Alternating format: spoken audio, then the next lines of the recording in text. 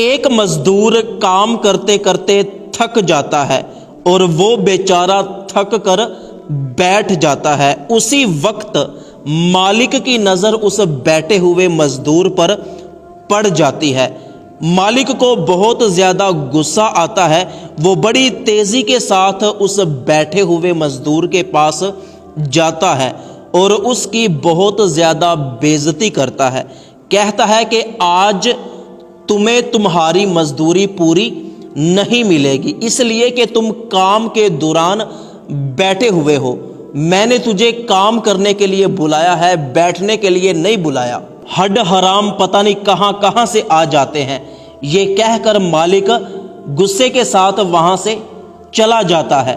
مالک کی یہ باتیں سن کر مزدور بیچارہ بہت زیادہ پریشان ہوتا ہے اور وہ دوبارہ کام کرنا شروع کر دیتا ہے۔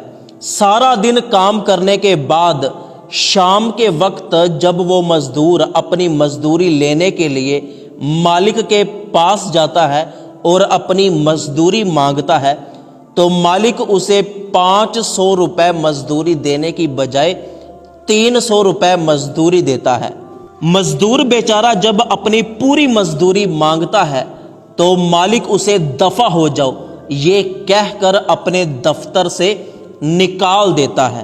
وہ مزدور بیچارہ بہت زیادہ پریشان ہو کر اس کے دفتر سے نکلتا ہے اور پریشانی کے عالم میں چلتے چلتے اپنے گھر پہنچ جاتا ہے۔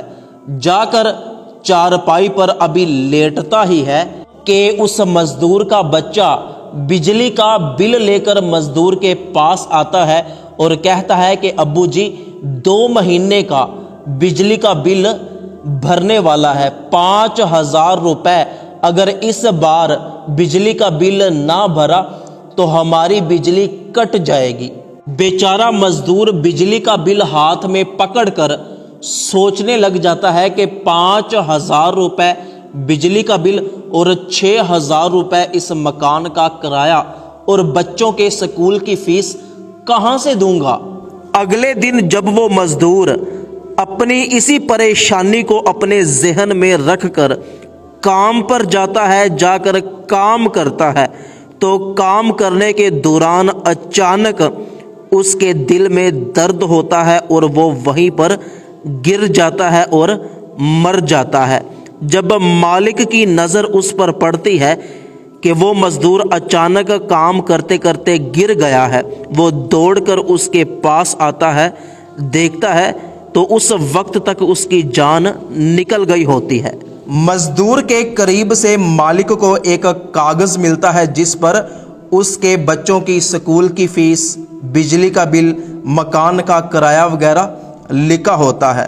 تو پھر مالک کو بہت زیادہ افسوس ہوتا ہے کہ کاش میں اس مزدور پر آسانی کرتا، اس مزدور کو اس کی مکمل مزدوری دے دیتا۔ حدیث مبارکہ میں آتا ہے کہ جس نے مزدور پر رحم کیا اس کو اس کی پوری مزدوری دی تو قیامت کے دن اللہ پاک اس شخص پر آسانی فرمائے گا۔ تو مزدور پر کبھی بھی ظلم نہ کرو اور اس کو اس کی مزدوری وقت پر اور پوری مزدوری دو۔